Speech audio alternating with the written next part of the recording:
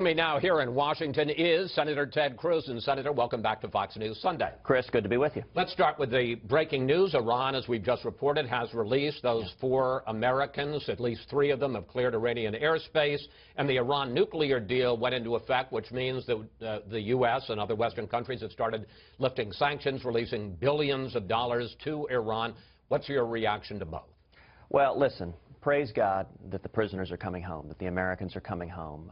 In particular, millions of believers across the world have been lifting up Pastor Saeed Abedini in prayer and speaking out for his case. And so we celebrate their coming home, Jason Razian, Amir Hekmati, the 4th individual. We celebrate all of them coming home. I spoke yesterday briefly to Nagme, Pastor Saeed's wife, who I've gotten to know very well. And we're all very grateful he's coming. But at the same time, this deal is a really problematic deal.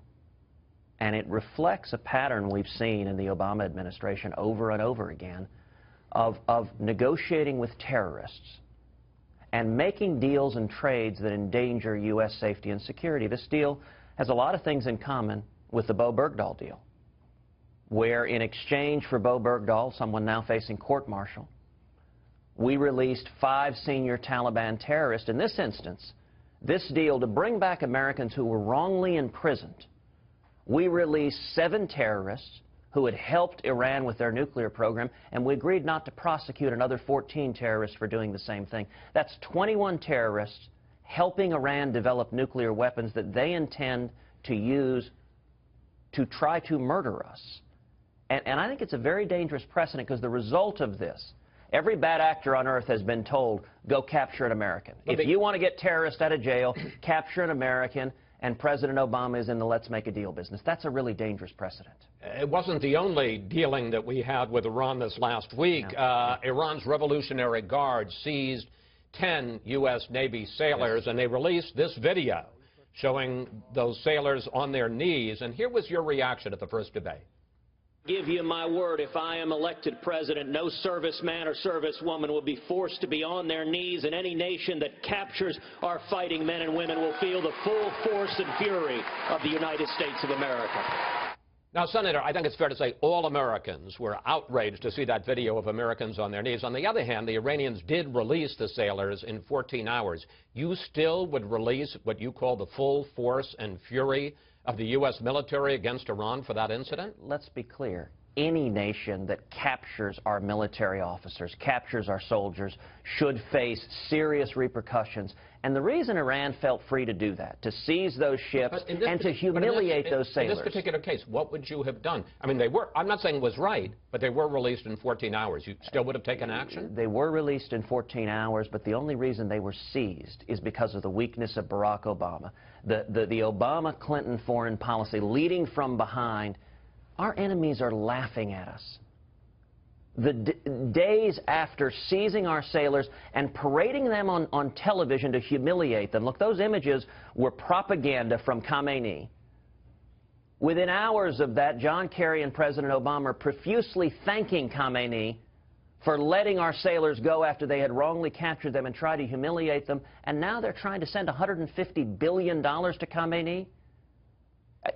It is the direct result of the weakness of this presidency. But there is good news, which is the fastest thing that can change with a new president is foreign policy. It's worth remembering this same nation, Iran, in 1981 released our hostages the day Ronald Reagan was sworn into office. But threatening full force and fury is not the first time that you've used very sharp military rhetoric, which has been controversial. Here's how you said you would handle another threat. We will have a president who will make clear we will utterly destroy ISIS. We will carpet bomb them into oblivion. But, Senator, carpet bombing against ISIS would never work. ISIS is embedded in civilian populations in major cities. And if I may, I want to put up this statement here by Bob Scales. He's one of the leading U.S. military thinkers, former head of the Army War College. He said, carpet bombing, that's just another one of those phrases that people with no military experience throw around. Well, look, I will apologize to no one with how vigorous I will be winning the war on terror, defeating radical Islamic terrorism. We will start by having a president willing to acknowledge our enemy, say it by its name, which President Obama and Hillary Clinton refused to do. And you want to know what carpet bombing means? Yesterday was the 25th anniversary of the beginning of Desert Storm. In 1991, we had roughly 8,000 planes. Today we have 4,000. Our Air Force has dropped in half. In 1991, we had 529 ships in our Navy. Today we have 272. It's dropped nearly in half. In 1991, we had over a third more soldiers in our Army. And we were launching 1,100 air attacks a day. We were carpet bombing them. And after 37 days of 1,100 air attacks a day, our troops went in a day and a half and mopped up the remnants of the Iraqi army, because that's the effect of carpet bombing. You know what we're doing now? We're doing between 15 and 30 air attacks a day. There's a big difference. First of all, military people will tell you we didn't carpet bomb in Kuwait in the Gulf War, that we did precision striking. In addition, if I may, the Iraqi army was all massed by itself in the Kuwaiti desert. We're now talking about ISIS soldiers who are not massed. They're embedded in Mosul. They're embedded in Raqqa with civilians. But if I may, sir, let me move on to... Hold on. If you're going to make a point, let me respond to it. Okay, but go ahead. I would like to ask you about some of your votes, though, and not the rhetoric. If you're going to make a point, let me respond to it. Go ahead, sir. Which is, right now, our rules of engagement, what we're saying, 15, 20 attacks a day, it's photo-op foreign policy. So we're not taking out the oil fields. We're not taking out, for example, we saw recent reports about Jihadist University, where they're training jihadists. Why isn't that building rubble? We're not using overwhelming air power. You know, in 1991, we had 2,000 planes there launching this air attack. We have about 200 right now fighting against ISIS. And the difference is we do not have directed, concentrated effort, because this president pretends like this enemy doesn't exist, like these are isolated lone wolves. He gives this State of the Union that is a state of denial, where he says, gosh, you know, ISIS is a bunch of guys in pickup trucks. No. They are a serious terrorist force that has declared war on us. We can defeat them, but we can't defeat them if the president is unwilling to do so. And as president, I will defeat ISIS. We will utterly destroy them, and it takes a commander-in-chief directing our forces to do that. Let's talk about your record in the Senate. You have voted the last 3 years in a row against the Defense Authorization Act. And while you attack President Obama for failing to observe the red line and go after Assad for the use of chemical weapons, in fact, back in 2013, you opposed giving the president that authority. Oh, okay. All right. So you got two questions there. Do you want to talk about the NDAA or Syria? Happy to talk about either one. I think they are both of a pattern, sir. No. Well, let's talk about them one at a time. Let's talk about Syria. In Syria, my view on foreign policy is every aspect of foreign policy, every use of military power, should be directed to the vital national security interest of America. The problem with Syria, when President Obama wanted to engage in a unilateral attack against Assad, I kept an open mind at first. I said, all right, let's hear the commander-in-chief tell us how this advances our vital national security. President Obama was unable to do so. They vacillated between points of incoherence. At one point, John Kerry said the objective was to launch a, quote, unbelievably small attack. Essentially more photo-op foreign policy, a press release. That doesn't make any sense. The question I asked over and over again, both in public hearings and in private hearings, was, if you succeed, if you topple Assad, how do we stop radical Islamic terrorists? How do we stop al-Qaeda or al-Nusra or ISIS from taking over Syria? I do not want to interrupt, and I very respectfully, but I do want to cover some more ground. So your answer is you didn't think it was effective. It's not not ineffective. It would have hurt our interest to give Syria to ISIS. But hurts U.S. national security interests. You supported, or you opposed rather, giving him the authority to observe the red line. What about? But why? But if I met, well. What about the 3 times in a row that you voted against the Defense Authorization Act? All right, that's an altogether separate issue. I understand. Well, you just said they were tied together, but all right, you want to talk about the Defense Authorization Act? So I have voted against it because when I campaigned for Senate, I promised the people of Texas that I would not support a Defense Authorization Act that has within it language authorizing the indefinite detention of U.S. citizens on U.S. soil. I have supported over and over again with each Defense Authorization Act an amendment that Mike Lee and Dianne Feinstein have done together that would say If you arrest a U.S. citizen on U.S. soil, you're entitled to due process. You're entitled to what the Constitution gives us. And unfortunately, the Senate keeps blocking that amendment. And you're saying that protecting an American who is accused of aiding terrorism is more important than authorizing the use of the military of the United States? Honoring the promise I made to the men and women who elected me is my first obligation. It's what I've done every day in the Senate, is do what I said I would do. And that's more important than authorizing money for the military. And by the way, Chris, the Defense Authorizations Acts, I'm on the Senate Armed Services Committee. Each Defense Authorization Act, I've introduced amendments that have been adopted into that bill. I have worked actively on the Defense Authorization Act. I would like to support it at the end. If they would add the protection for the civil rights of Americans, I would support it in a heartbeat. And I would note, in fact, one amendment that I introduced to the NDAA that passed into law was in December a year ago. It was an amendment mandating that the soldiers murdered at Fort Hood by Nidal Hassan would receive the Purple Heart. And the Obama Pentagon fought tooth and nail against me.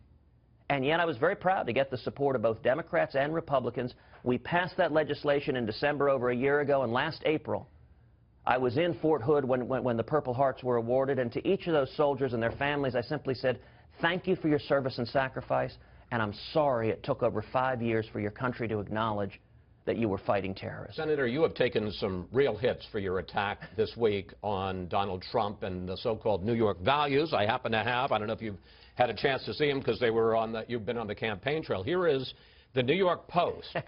They say Cruz missiles, and they quote Rudy Giuliani as saying that he thought that New York had gotten over this, or rather the country had gotten over this kind of knee-jerk reaction against New York. They accuse you of a sneering apology. Here is the New York Daily News. Slime doesn't pay, Ted. Your reaction?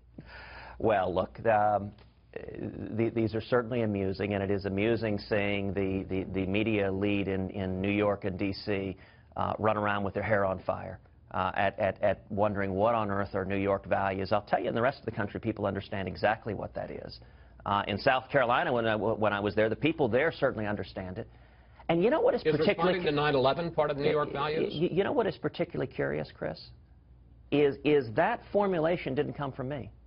It came from Donald Trump. Donald Trump, when he was being interviewed by Tim Russert, when he was explaining his views a number of years ago... 1999. He explained that his views were that he was very pro-choice, he supported partial birth abortion, he was open to gay marriage, and his explanation for all of that, he said, I'm a New Yorker. I'm from Manhattan. Those are the views of New York. Those are what New York values are. They're not Iowa values, but that's New York values. And so that was Donald's own explanation of what New York values are. It's how he articulated it.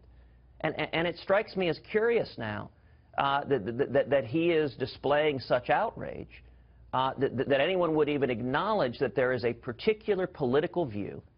And I would point out it's a view echoed by far-left liberal Democratic politicians like Andrew Cuomo, like Bill de Blasio, like Hillary Clinton. And Donald Trump has supported those candidates and supported their positions on a lot of issues. One final question I want to ask you, and as I say, we're just running out of time. You condemn the Washington cartel, which you call the lobbyists and career politicians who rigged the game. I want to ask you about one of your recent acts as a senator. You voted last month not to add money for the crop insurance program, but then you switched your vote and decided to add the money 3 minutes later. Take a look. Mr. Cruz, no. Mr. Cruz, aye. Senator, isn't that exactly the kind of game that the Washington cartel plays? You know, Chris, I appreciate your passing on other campaigns' oppo hits, but that one is based on a factual mistake. In that instance, they had flipped the order of votes, and so I went up initially voting one way, believing we were voting on cloture on an issue on the Export-Import Bank. And when I voted that way, Pat Roberts made a comment about crop insurance, and I was puzzled because what I had believed I was voting on concerned the Export-Import Bank, not crop insurance. So I went back and talked to my team, said, what the heck went wrong?